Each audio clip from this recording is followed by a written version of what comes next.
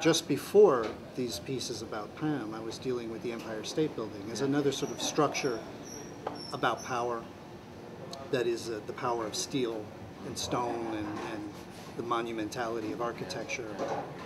And when I was working on that piece, I started to, I had this structure, sort of like a malleable Empire State Building that could be squashed and bounced around on the screen. And I started to skin it with different images, not of architecture, but of humans, of nudes.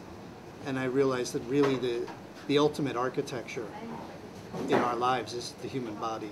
This is what makes us what we are and gives us our capabilities, but also limits us. So we have fantasies of Superman, of superheroes, and mythology to entertain the thought that we could be bigger than we are, or more powerful than we actually are.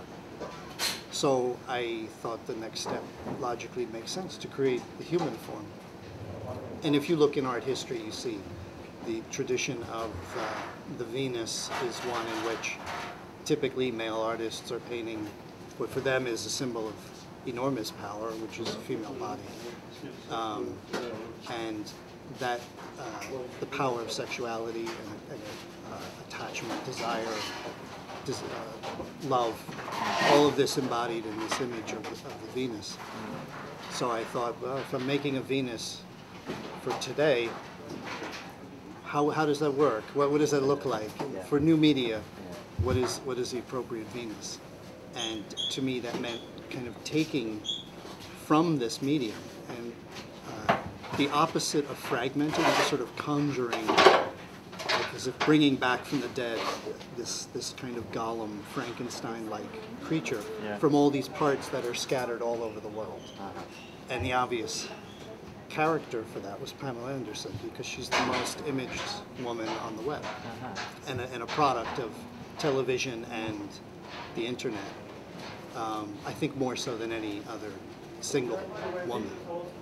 So I've taken body parts from images that I found all over the internet and brought them back together and to create this puppet-like character. That's what you see on the screen. Of course, Picasso, Demoiselle d'Avignon, and these paintings were about kind of fragmenting the viewpoint, seeing one person, one woman, broken into many perspectives and painted on the same surface.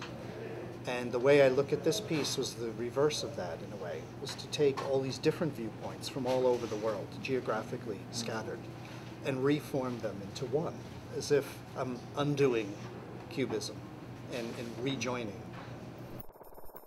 It's a stick figure. You can actually see it. If you look closely, there are lines on the screen.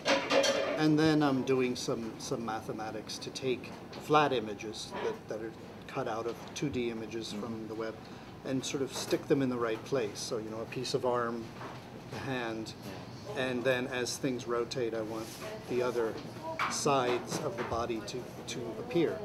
So when the stick figure turns, you see the left side, the right side, the back, the front. And all that is physics and math and some 3D programming. But ultimately, the figure is composed of 2D forms, which is part of what a quality I wanted to get is that it's as if an image, a photograph is starting to take form and enter into 3D space again.